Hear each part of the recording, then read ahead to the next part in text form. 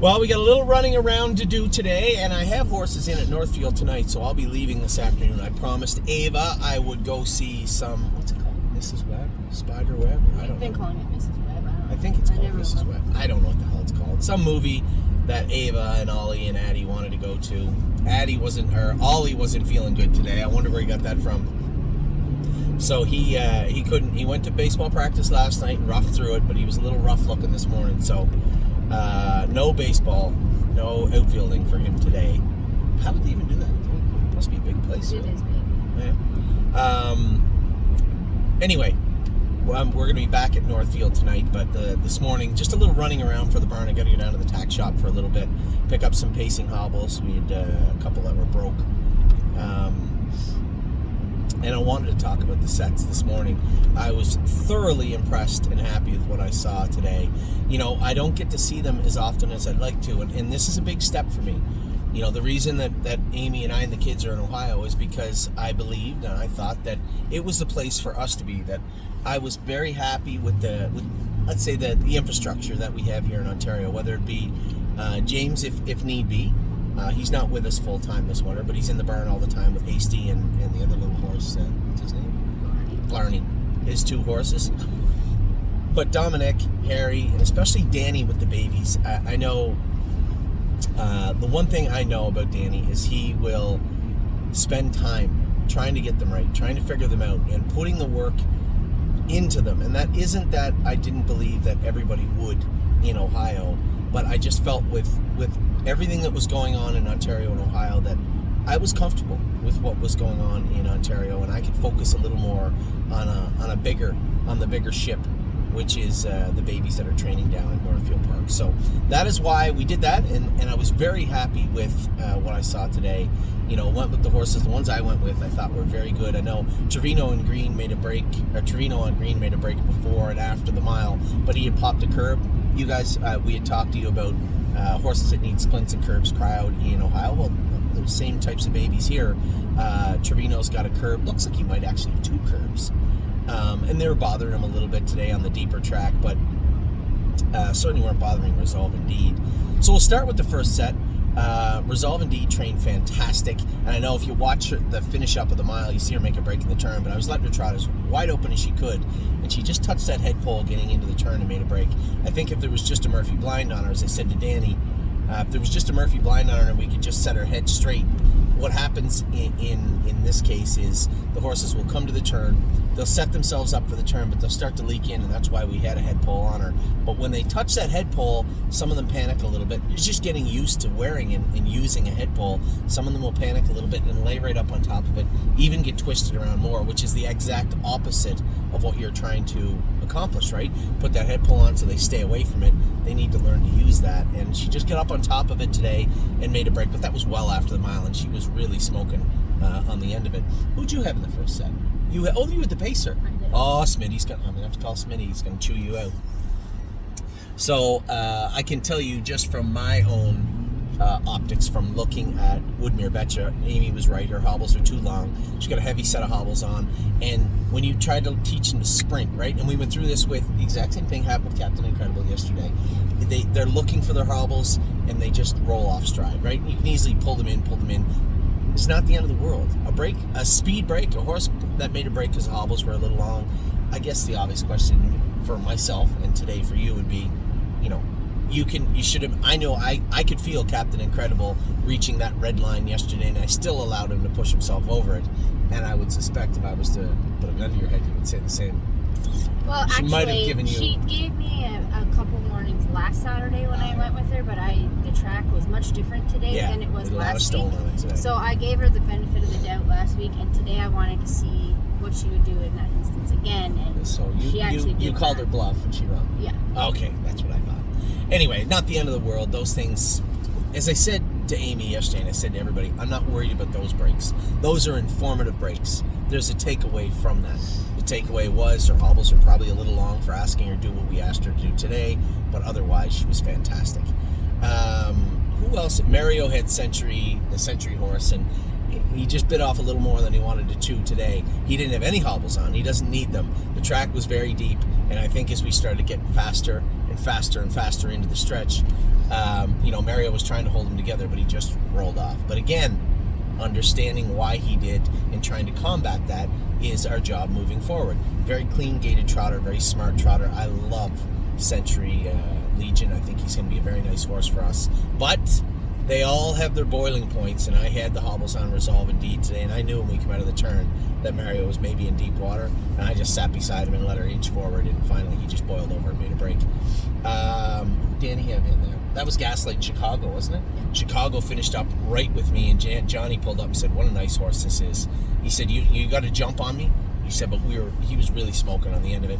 And Danny weaved through with Gaslight Hall also. The 2 Hall horses that I've touted from day one, from the time we bought them at the sale, from the time that hammer dropped till today, those horses have impressed me quite a bit, and I like both of them a lot. So a very, very good set from set number 1. Really happy with, I was really happy with Resolve Indeed. For those of you out there keeping score, it was 238. A last half in 15, which is more than enough for this time of year and more than enough for those horses. A great training mile that would be exactly on par with Ohio. I got here today wondering if they'd be a little soft, a little more green, because Danny can't go with sets of 5 and 5 in the middle of the week. There's Dominic, Danny, and Johnny, or Mario. They go with sets of 3 or 4. And I made sure today I wanted them to go a little slower to the first half, and I wanted everybody moving. Lots of movement today, and not one horse let me down today, at least in set 1. Now set 2, no, they didn't at all. Everybody was even great in set 2. We went a little slower in set 2. My Wicked Heart, her knees have been bothering her a little bit. They've been blistering her. They put flip-flops on her, and I thought she was pretty good today. Johnny was happy with her. Trevino on green. I knew that curb had popped, so I wanted everybody just to slow down a bit. Princess Dream was a layover in there. Like, she's probably the best horse we have here in Ontario, I would think, or one of them right now, if push came to shove. She has the slickest gait of any of the horses. She looks beautiful on the track, and ended up cutting out, and I had to yell to Amy at the half just to slow down. Like, she was literally 1 to 5, and I just wanted everybody to... Probably should swap Princess with the other one I went with, if you're going to keep the sets like that. Betcha, yeah, we can do that. But there's no rush. Just because a horse is a layover doesn't mean they have to be pushed all the time anyway. And especially when you're dealing with her, a filly, I don't need her to boil over. Her and Resolve Indeed, just, they feel so strong right now. And those 2 colts, the 3 trotting colts, 4. And Danny was where he said, Trevino gets out of gear sometimes. I said, well, Danny, he just popped a curb. No big deal. What we'll do with the curbs is cool them out for the weekend. So in his case, because he does have a big one, the curb is at the back of the hock. So you have the cap of the hock, and then just below that cap of the hock is where the curb is. And it should be flat, and they'll literally pop them out. You'll see a bulge there. So what you want to do is cool that out, get it a little cool, put a blister on it. On Monday, we'll blister those with cedar oil, cool them out Wednesday, Thursday, Friday. Tuesday, just leave them alone. Wednesday, Thursday, Friday, usually just rub some Furacin on them, maybe poultice them up a little bit on Thursday and Friday, and then have Dr. Grossenbacher come in on Saturday, and they'll actually cryo with the nitrogen gun, cryo the backs. If you ever walk by a horse in a paddock and you see little white dots on their legs, those are cryo dots. The hair comes back in white. So on the back of that curb, we'll cryo Trevino on greens, both his curbs. He'll need a week, maybe even 10 days or 2 weeks off. The one thing about the curbs is you really got to let them set. You can't screw around with them. You guys know that we work them. They're athletes. I believe they should be working. But when it comes to curbs especially, really got to give them the time. So Trevino on green probably won't train again for 2 weeks. Maybe his first training trip back will be when we come back in 2 weeks' time. And that might even be a little aggressive too. We'll have to wait and see, because if he's cryo next Saturday, it's only 7 days. So we'll see. Every horse is different. If we get there and they're cool and they're dried up real good and they're cool, then he can train a very slow mile around 50, 55. Otherwise, he may have to wait another week. So Trevino was good. Muscled through it, did his work well. Princess Dream was awesome. Cleveland Masha really looked good to me. That was one on the outside closing in for Mario. And I don't talk about this angle enough because it never dawns on me. She is also Quebec eligible, and this is why Dominic had asked about her quite a bit. She's a Quebec eligible filly, so she can race in Ontario and in the Quebec Sire Stakes in the latter part of the summer. So that's an interesting little wrinkle also. Who are they back to in there? My Wicked Heart, who's right behind us finishing up, and Danny had Officer Soldier Boy. Yeah. Officer Soldier Boy was good also. So all 10 horses did their work extremely well today. I was very happy with the 2 that I went with. I believe Amy was very happy with the 2 she went with. I don't bet she made a break, but as I said to everybody before, that was what I would call an informative break. We learned something from that break today. We're going to buy a lighter set of hobbles for her. We're going to pull them in 2 holes, and I suspect that's the last time you're going to see. I bet you that's the last time you're going to see her make any breaks of that nature. So with that, I'll let you guys go. It was a very effective trip to Ontario. I got to see some other horses train and look good.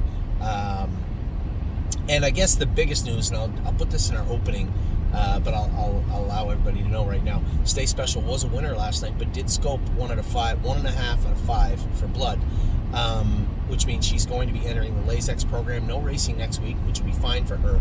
The week after, she'll enter the Lasix program. Come in off a win, nonetheless, and be on Lasix after that. So a bit of an update there. I thought she looked a little... You guys, I'm sure you guys also saw the same race I did, would just get a little out of gear. Just looked like she was going to move over and blast past them, and really just kind of floated past them. And that is the difference between coming in and scoping clean and coming in and scoping with a little bit of mucus and blood. So a winner nonetheless, because winners win. I was very happy with Stay Special last night. Very happy with Patrick. Yesterday, no free lunch. I talked about him in another video this morning, how we're going to combat his next race and attack that. And the babies were awesome in Ohio and awesome here. So a great weekend on both sides of the border from the stable. Take care.